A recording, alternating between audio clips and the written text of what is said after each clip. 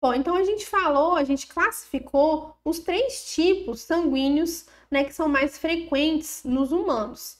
E a gente sabe que muitas vezes as pessoas passam por processos médicos que precisam de transfusão sanguínea. Para que as transfusões sanguíneas aconteçam, é necessário que haja compatibilidade entre o antígeno das hemácias do doador, ou seja, a proteína que tem lá na hemácia da pessoa que vai doar o sangue, com os anticorpos que tem no plasma sanguíneo, no soro dos indivíduos que vão receber o sangue. Então, há necessidade de haver uma compatibilidade entre os tipos sanguíneos. E aí entram, né, o sistema ABO, o sistema RH e também o MN, tá? Então, há a necessidade de fazer um estudo de compatibilidade entre os indivíduos. Então, por exemplo, se um indivíduo do tipo sanguíneo A, que possui lá nas suas hemácias o antígeno A, ele for doar o sangue para uma pessoa do grupo B, o que vai acontecer? É possível essa doação acontecer?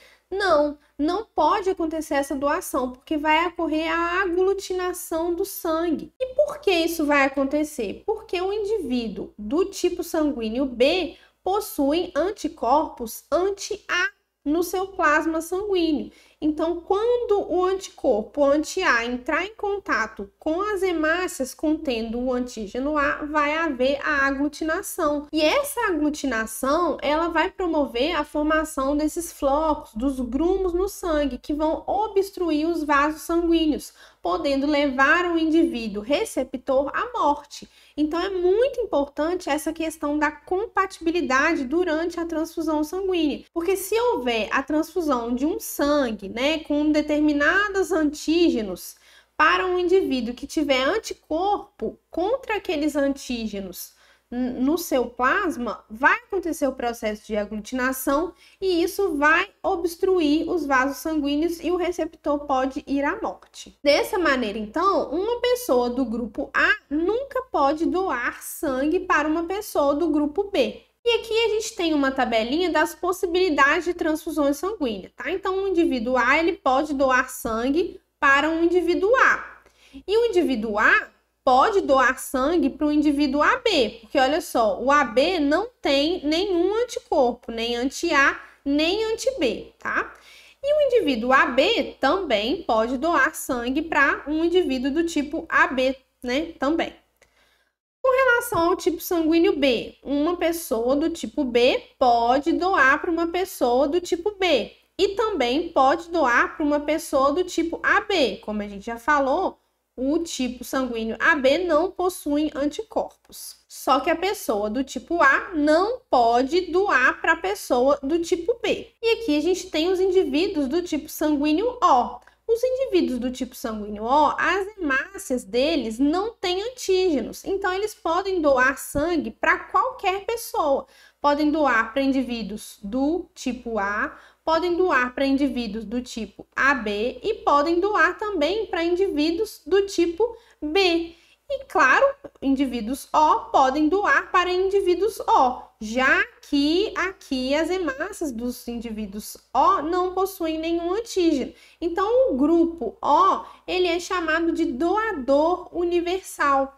E da mesma maneira, o grupo AB, ele é chamado de receptor universal. Só que tem um detalhe, o grupo AB só pode doar para ele mesmo, tá? Ele não pode doar nem para A, nem para O, nem para B. Por que ele não pode doar nem para A, nem para O, nem para B? Porque ele tem os dois antígenos. Ele tem um antígeno A e tem um antígeno B. Então, se ele doasse para A, aqui ia reagir com um antígeno anti-B. Se ele doasse para o B, ia reagir com um antígeno anti-A. E se ele doasse para o O, olha só, tem os anticorpos anti-A e anti-B. Então, reagiria com os dois anticorpos, tá? Então, o tipo sanguíneo AB é o receptor universal, tipo O é o doador universal e o tipo AB é o receptor universal.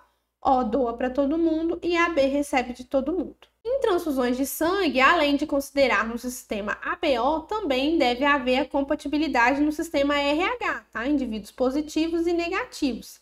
Dessa forma, o doador universal é do tipo RH negativo e o receptor universal é do tipo RH positivo, tá? Lembrando, então, que o fator RH também é um outro antígeno e que pode, né, aglutinar quando houver anticorpos contra o fator RH, o antígeno do fator RH. Por isso, também deve ser levado em consideração durante a transfusão de sangue. E agora a gente vai falar sobre uma doença que está relacionada a um dos sistemas sanguíneos, que é o sistema RH. Essa doença é chamada de eritroblastose fetal e também é conhecida como doença hemolítica do recém-nascido. E como eu já comentei, é provocada pelo fator RH. Essa doença, ela caracteriza-se pela destruição das hemácias do feto ou do recém-nascido, podendo causar a morte da criança. E essa doença, ela vai acontecer quando as mulheres RH negativo, que já forem sensibilizadas anteriormente, tiverem um filho RH positivo, tá? E essa sensibilização anterior, ela pode ter acontecido através da transfusão de sangue ou em uma gestação anterior de um filho RH positivo. Então, vamos observar o que acontece. Então, vamos imaginar que uma mulher que é RH negativo, ou seja, nas hemácias dela, não tem o antígeno fator RH. Essa mulher, ela teve uma primeira gestação e o filho que nasceu, ele era RH positivo. Então, nas hemácias do feto, haviam, né, o antígeno RH. E aí, durante o parto, pode ocorrer a passagem de hemácias do feto para o sangue da mãe. E se isso acontecer, a mãe, ela vai ser sensibilizada. Então, a mãe, ela não tinha anticorpo anti-RH, tá? Só que ela entrou em contato com o sangue do feto que era RH positivo. Então, ela vai começar a desenvolver anticorpos anti-RH positivo. E aí, essa mãe, ela ficou grávida, né, de um segundo filho. Ela tá na sua segunda gestação. E esse feto, ele também é RH positivo. E olha só o que acontece no sangue da mãe. A mãe, ela é RH negativo, então nas suas hemácias não tem antígenos RH. E ela possui agora o anticorpo anti-RH, o anticorpo contra o antígeno RH. E aí, esses anticorpos anti-RH, eles passam para o feto através da placenta e começam a destruir as hemácias desse feto, tá? Eles começam a destruir as hemácias do feto da segunda gestação. E essa destruição das hemácias pode levar à morte desse feto, ou a criança nasce e logo em seguida ela morre, tá? Porque todas as suas hemácias vão ser destruídas. E essas hemácias vão ser destruídas porque a mãe, ela foi sensibilizada aqui na primeira gestação e ela passou a produzir anticorpos anti-RH. E o segundo bebê, ele tem o fator RH positivo, ele tem nas suas hemácias o antígeno RH, tá? Então, se essa mãe, na segunda gestação, ela ficasse esperando um bebê que fosse RH negativo, nada disso ia acontecer. Só que como o bebê é RH positivo, ele tem os antígenos RH nas suas hemácias e a mãe tem um anticorpo, liga o anticorpo com o antígeno e destrói as hemácias do bebê. Só que existe tratamento e também prevenção para a eritroblastose fetal, tá? O tratamento, o recém-nascido que apresenta a eritroblastose fetal, ele deve ser imediatamente submetido a uma transfusão de sangue, recebendo sangue do tipo RH negativo, que tem as hemácias que não vão ser destruídas pelos anticorpos da mãe. E a forma de prevenção é injetar na mãe que for RH negativo um soro contendo o anti-RH logo após o nascimento do primeiro filho RH positivo.